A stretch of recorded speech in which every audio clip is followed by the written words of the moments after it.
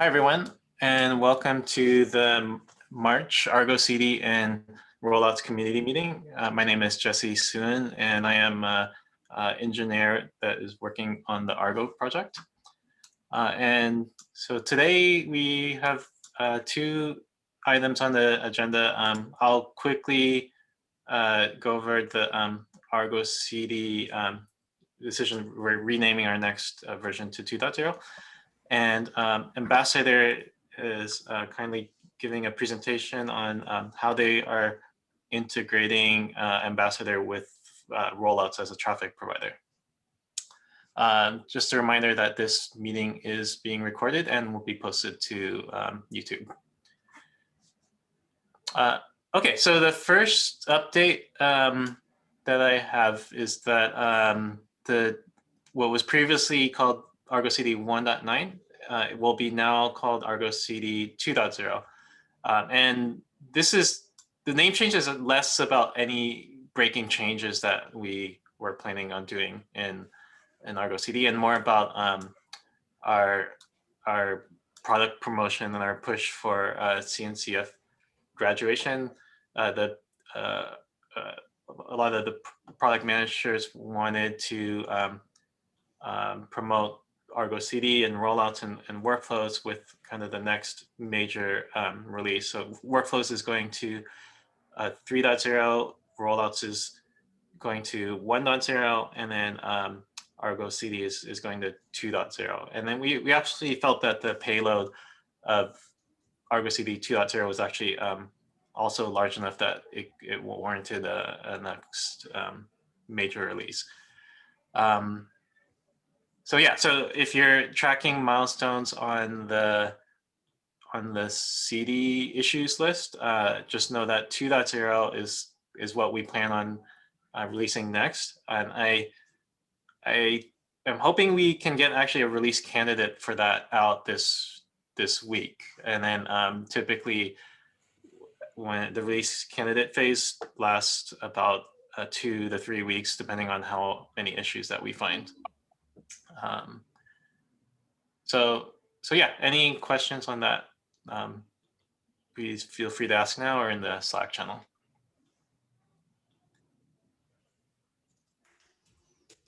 All right, so today I'm excited about learning from Ambassador about integration that they plan on doing with rollouts. So Richard, are you? Okay. Yep, so I'm gonna just take over the screen here. All right, hi everyone. So I've got 3 slides and then we'll do a demo. So just briefly, so if you're not familiar with the Ambassador API Gateway, we are an Envoy proxy-based ingress controller and API gateway. Currently right now, this is my plug, is that we are actually in a vote to CNCF as an incubation project. So there's been a bunch of +1 non-bindings. So getting more +1 non-bindings would be appreciated if you happen to have an opinion.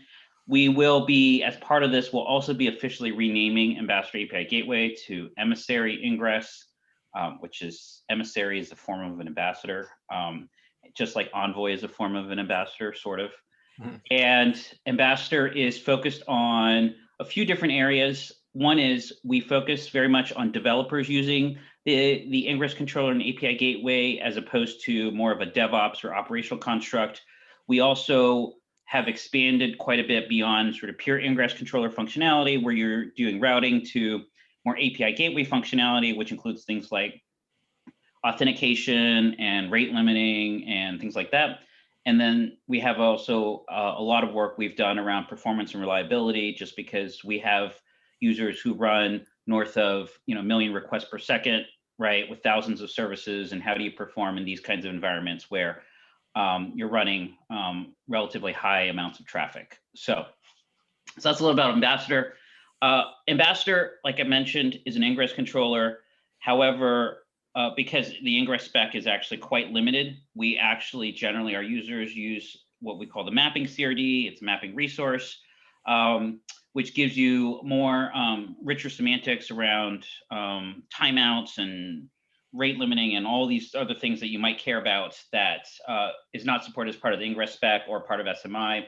And a mapping actually really decouples sort of some of the configuration of your ingress controller with the routing. So we view this as sort of more the developer managed part.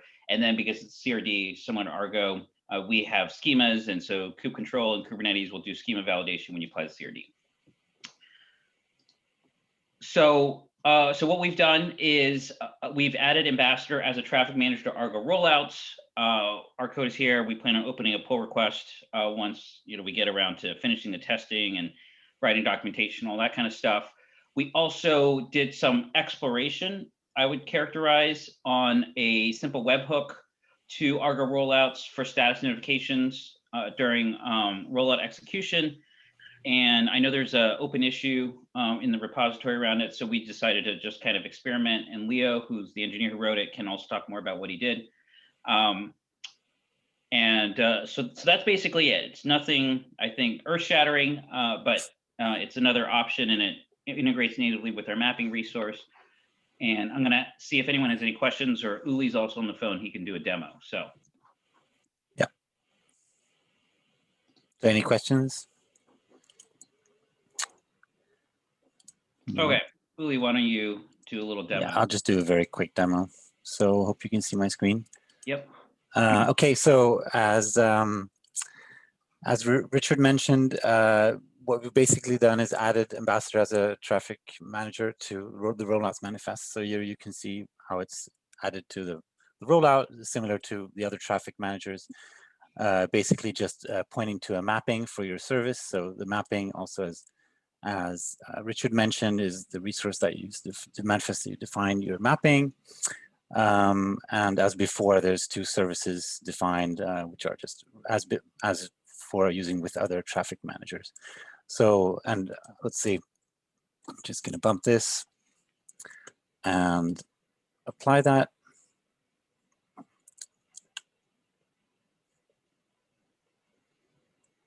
And we can have a little look here so you can see it's rolling out now, Argo rollouts, and we have a little loop here to kind of so you can see which version is currently receiving traffic through the gateway, and obviously, or hopefully, as this ramps up, the rollout itself after 30 seconds will go up to 60% weight, and then after another 30 to 100%, hopefully we'll see.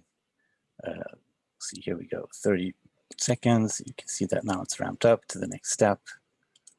You can see in the traffic here that we're getting more version 6 responses versus the previous version 5 responses. And as soon as we ramp up to 100%, which will happen in about 12 seconds, we should get all responses from the new Canary version.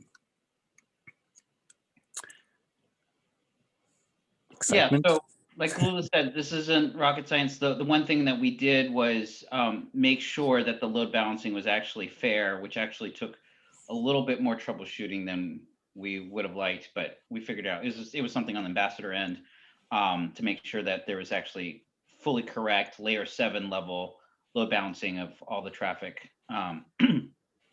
Anyway, so but we figured all that out, and so our plan is, unless there are wild objections, is to open up a pull request and submit it along with documentation and whatever other feedback people might have. So cool. Yeah, I had some questions on does Ambassador support some of the more advanced traffic shaping capabilities, like sending like header-based traffic routing and shadow trafficking? yes. Yeah, that's one question. I have a follow-up. Yes, so it supports header-based routing. It supports pretty much everything you would expect Envoy to support. So, yes. Okay.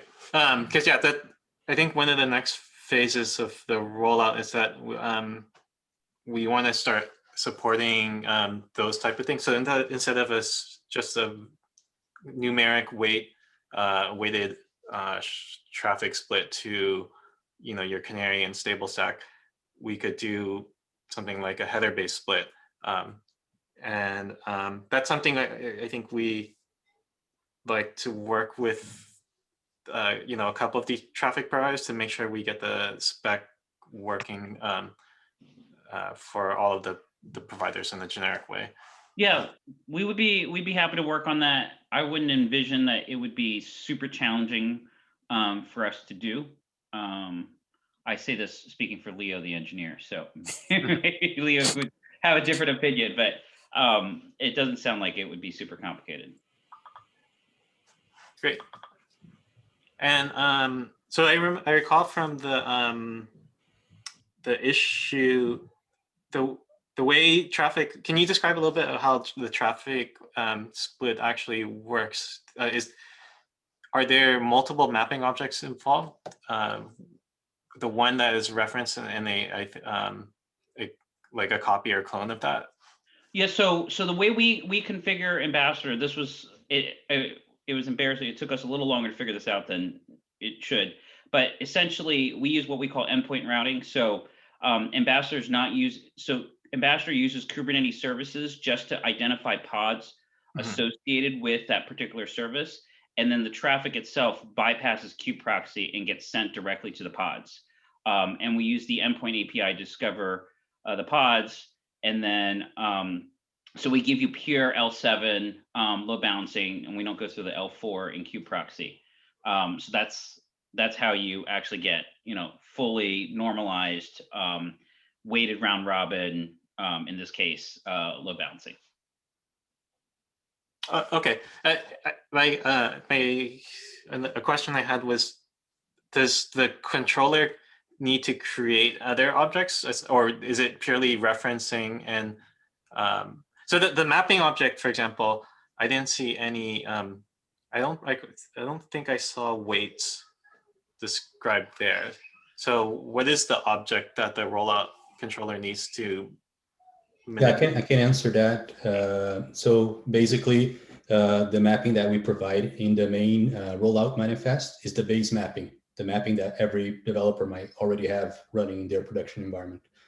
And what the controller is doing, what the logic, the ambassador logic is doing, is cloning this mapping and creating an ambassador. It's creating a canary mapping based on the base mapping, and then it dynamically applies the weight in this canary mapping according to the steps definition that we have in the rollout. So that's the logic that is currently being implemented to update the weights. And at the end of the process, we delete the canary mapping. Okay. This sounds yeah. When I initially read the proposal, it sounded a lot like the way Nginx ingress controller works, where there's a ingress like just a normal ingress that the user manages, but then there's this canary ingress that is cloned. It's basically a copy of the referenced ingress, and then that thing is what describes the weights. But I just wanted to confirm that's a good analogy. Yeah, it is perfect analogy. And another thing that we've done is that we didn't introduce any ambassador dependency, because we have to create mapping. So in order to do that, we use the dynamic client from Kube API, from the Go client. So we're able to manipulate and clone the ambassador mapping, not introducing any ambassador dependency in Argo rollouts. So this is another accomplishment that I wanted to make sure to achieve.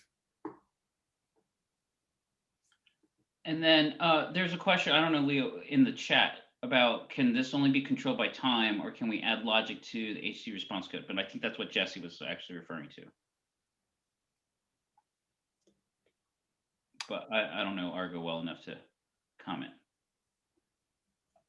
Well, I guess it depends on how the Argo rollout is defining the steps, but I'm basically implementing the set weight. I forgot the interface I had to implement there, the name of the interface, but ultimately is Argo rollouts that it will invoke the set weight, and the set weight is invoked respecting the how the steps are defined in the rollout manifest. So whatever Argo rollout provides, we allow that to happen. So we're going to respect all the pauses and all the configurations. Right. That's probably more of a rollout question, which is yes. In terms of your the Canary deployment, the user describes as a sequence of steps how much traffic and for how long they want to do the Canary. For the second part of the question, can we add logic to HTTP response code? Maybe you can clarify the question. Is this related to Yeah, aborting based on failed metrics or what? sure, Susan. This is Subhash. My question was around, so say for example, when the new pods got rolled out, if the pods are giving back a response code which I don't like or which I'm not expecting. So in that case, can I automatically scale down or add any logic to switch back to my older version? Yeah. So that's actually the whole point of rollouts. There's a component of rollouts called metric or analysis, and the idea behind analysis that you can, as part of your update, you kick off analysis runs, and the analysis runs is, you can think of it as like a job, but its focus is to query some metric provider, whether that provider is Prometheus, Wavefront, Datadog, New Relic, or even like a your own custom web REST API. And it will just query that at an interval that you specify. And if allow you to specify a failure threshold, as well as an expression to interpret the results of the metric provider. Like if it's you want the result to be above 90% and also maybe below 95%. I don't know. The expression allows you to kind of construct a way to interpret the result, and that will give you a yes or no answer of yes, things are going well, and the rollout will continue to proceed through the Canary steps until your analysis starts failing, and at which point the rollout is aborted, and what we refer to the stable pods, those are all traffic is then routed 100% back to the stable pods. Okay. Yeah. Thanks. Yeah, and then when I mentioned performance, one of the things that we've done a lot of tuning on is that creating like these mappings, these shadow mappings and canary mappings are very cheap for us, because what we have found is that if you're running traffic at decent volume, sometimes, and we've seen this with other ingress controllers, is that you'll see a latency spike as you apply new configuration. And so we've done a lot of tuning to ensure that even under load, our P95 stays below, sub 3 millisecond on all your requests. And so doing stuff like that, and I think that's really important if you're trying to orchestrate canaries in production, is to make sure, throughout, when you're doing the canary and you're doing configuration changes to your ingress, you're not seeing any latency spikes, because that obviously would be very bad. So. Yeah, that's a good point, because there have been rollout issues actually, and I think there's still one outstanding where the controller will tend to do things too fast. Sometimes, like it will, set the weight to the next weight, like 100%. Let's say you finish the rollout, a set weight to 100, and then bring down the old canary, the stable stack. And for things like ALB, which sometimes you're affected by things like rate limiting, and we found that setting the weight without verifying that it actually took effect was necessary. So there was a new interface added to the traffic reconciler interface. It's an optional interface that you can say, okay, set wait followed by verify wait. And if verify wait doesn't pass, then it won't proceed to the next step. And that was actually necessary for ALB, which is Got it. Yeah. Yeah. It's not totally surprising. Yeah. So, but we've done a lot of like that. Like we view configuration changes as very much fast path, hot path for configuration. So, so our control plane exposes latency on configuration, so you can actually monitor and know when to scale up our control plane. When you start seeing increased time on reconfigures. And we've done a lot of work to just tune it so that it runs as close to real time as possible. So.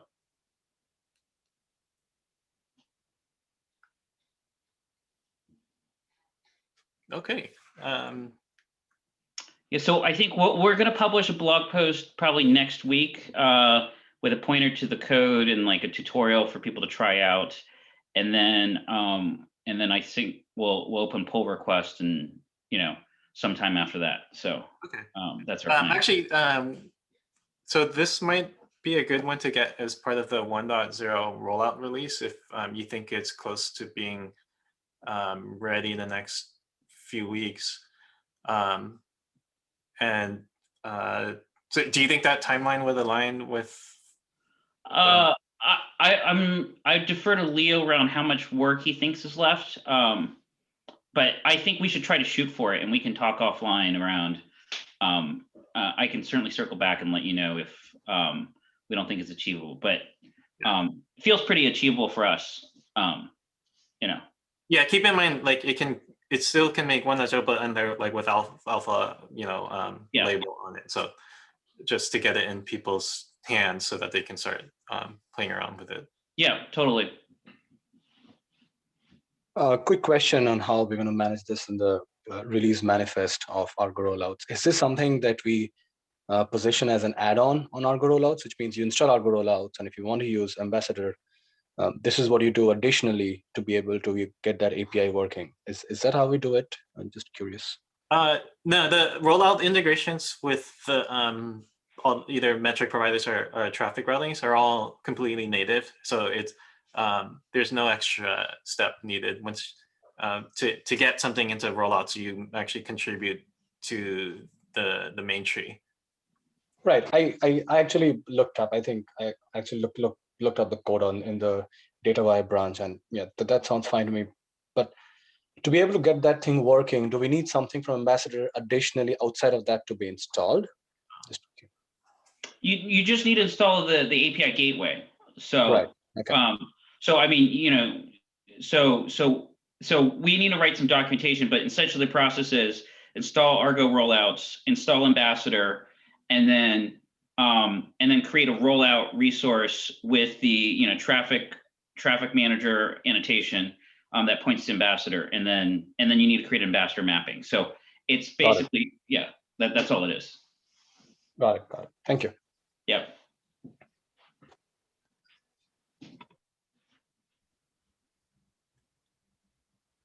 Okay, any other questions for Leo or Richard about this?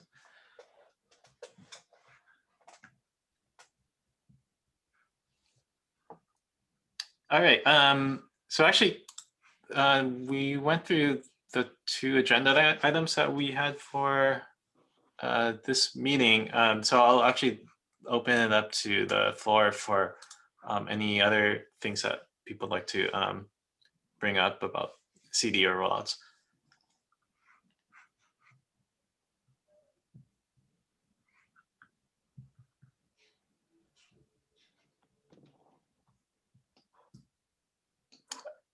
All right.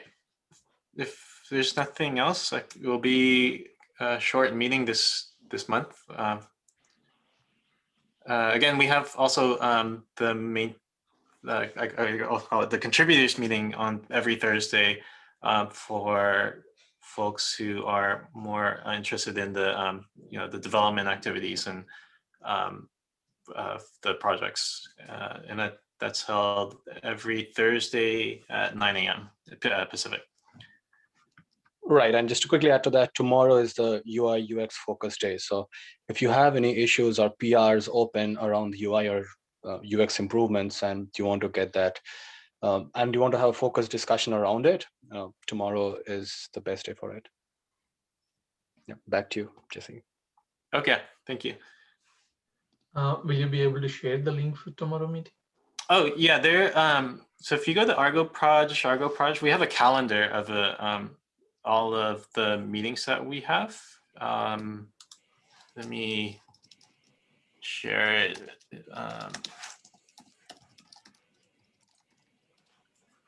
Here. So this is the Argo Proj / Argo Proj is our, I guess, our main informational Git repo that is summarizing the Argo project. If you scroll down to project resources, there's a link to a Google Calendar. And this actually has the links to the workflows meeting, CD meeting, and then this is the contributors meeting that we have every Thursday. And then this is for the Bootstrap committee, which is formulating the Argo steering committee. Sure. Yeah. So you should be able to add this to your Outlook as a remote calendar, and it should get updated as we adjust times and links and stuff inside here. Sure. Thank you. All right. Thanks, everyone. It's a short meeting this month, but if you also have, presentations and stuff that you'd like to showcase in any of these meetings, you can always reach out to myself. Henrik is also a good person to reach out to. Or if it's on the workflow side, please reach out to Alex Collins. All right, thank you, everyone. Thank you. We'll see you. Thank you. Bye bye.